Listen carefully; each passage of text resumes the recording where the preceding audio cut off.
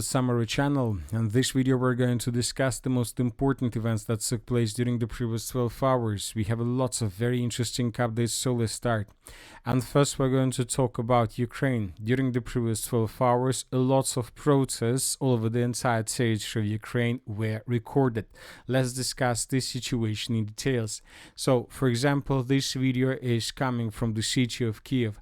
Thousands chant "Shame in Kiev," largest protest of wartime Ukraine, triggered by parliament's votes to strip anti-corruption agencies' independence. So, as you can see, thousands of people came to the streets of Ukraine. Protests are gathering in the center of Kiev and Lvov against the law on limiting the powers of NABU and SAP. Now the anti-corruption bodies will be subordinated to the prosecutor general. This decision has raised concerns among politicians and activists about the growing authoritarianism in Zelensky's military administration. So this is another video from the city of Kiev. Thousands of people came to the streets. We are not talking about millions of people. This is very important, and we're not talking even about tens of thousands of people. We're just talking about several thousands, but as it was written in the previous article, this is the biggest protest in wartime Ukraine. This video we got from the city of Lvov. This is currently the second, let's say, capital, an official capital of Ukraine during the wartime. Here we can see another thousand of Ukrainians that came to the street, and as you can see, mainly there are students, because if you are older than 25 years old, most likely you would be captured by the recruit officers and would be sent to the line of combat contact. So people are afraid of these protests. Obviously they don't want to risk, because they understand that during the wartime everything is possible with them, with their husbands, with their brothers, and with their probably fathers.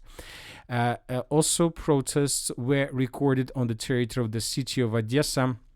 But when talking about these protests, as you can see, there are just several hundreds of people. We're not talking even about thousands. And a protest was recorded on the territory of the city of Dnipro. So another hundred or several hundreds came to the streets with the purpose to fight with Zelensky and his authorities.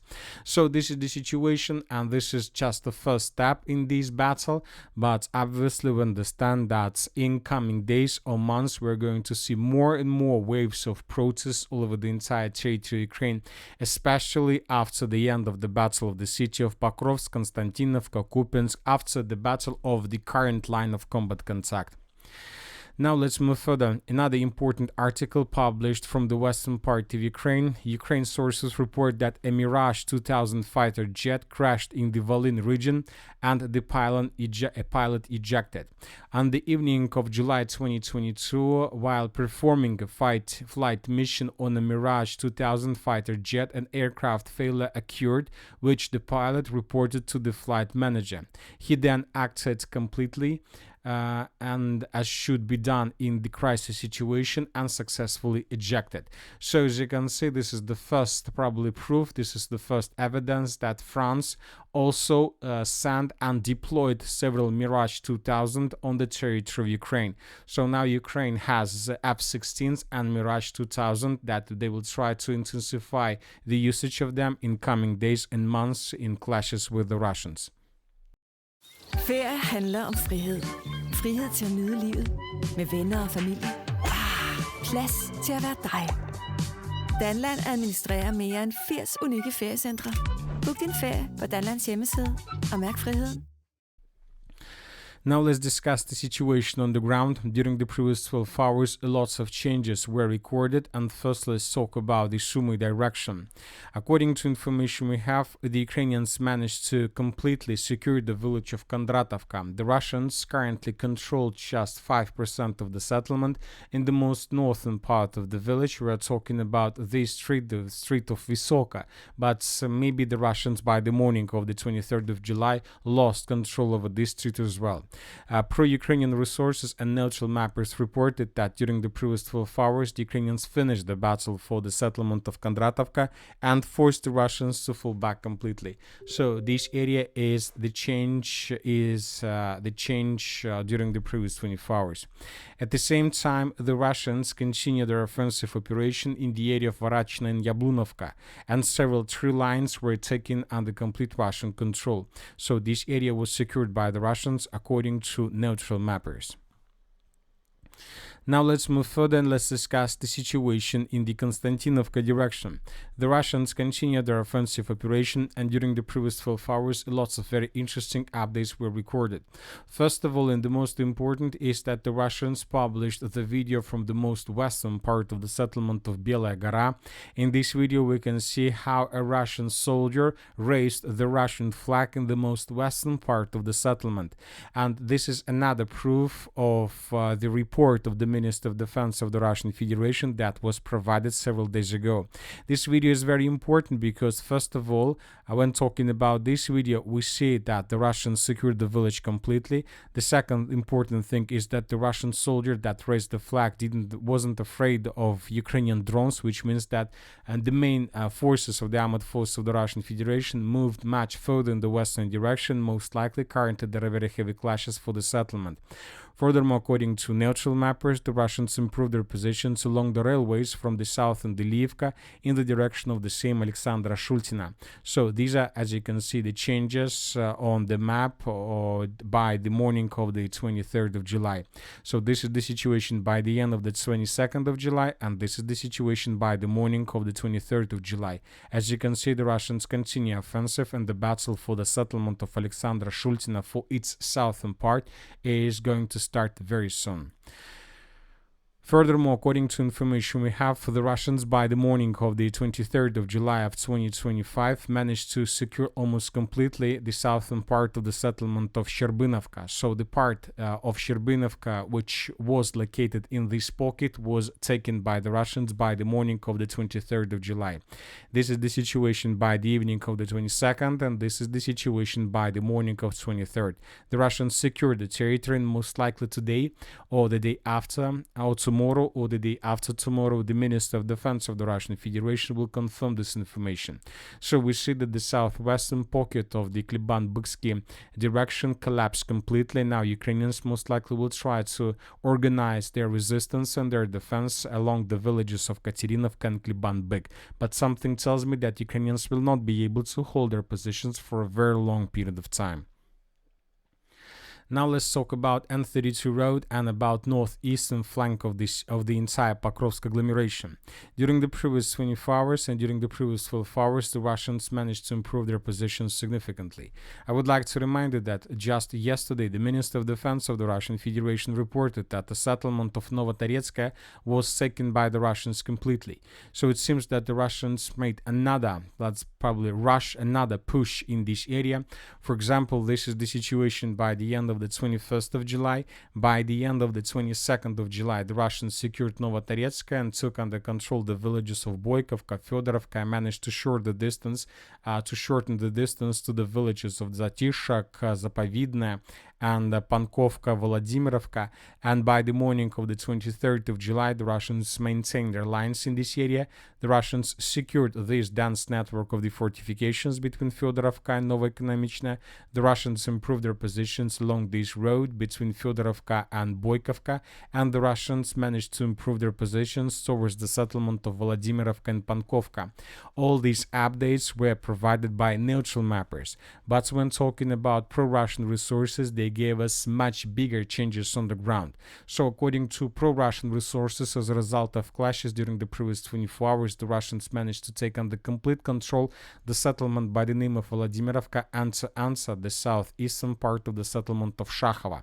So these are the changes that were provided by pro-Russian resources. Furthermore, according to the same resources, the Russians improved their positions in the northwestern direction and answered the settlement of Zapovidne. So currently there are very heavy clashes for this settlement as well. So as we can see, for some reason, the Russians decided not to move further in the southwestern and in the western direction with the purpose to outflank the entire Pokrovsk agglomeration, but the Russians decided to improve their positions in the northern, northwestern, and the northeastern directions.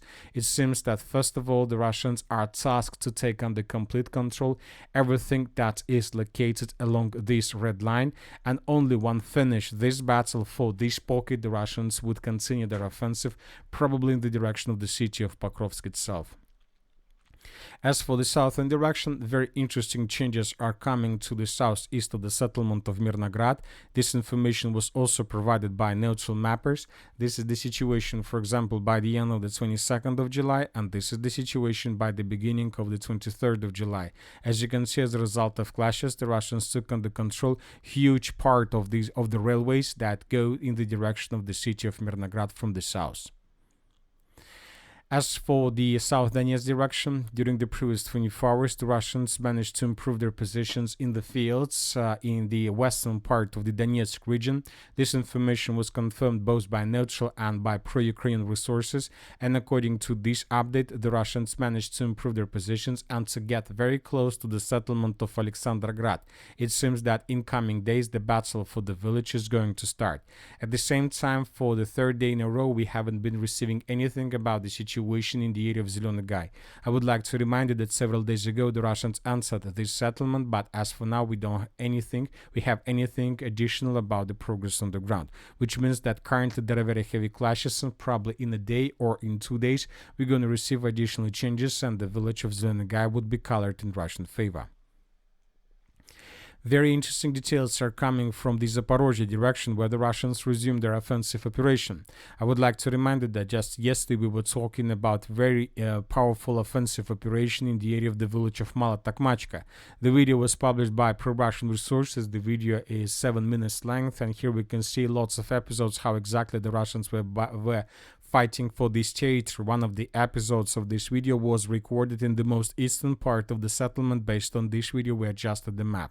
And today we got additional changes in the western flank of the Zaporozhye direction. According to information we have, the Russians improved their position significantly in the central part of the settlement of Plavny. Basically, the Russians control around 50% already of the settlement, and the Russians continue their offensive operation in the northern direction with the purpose to secure the village of Plavny completely.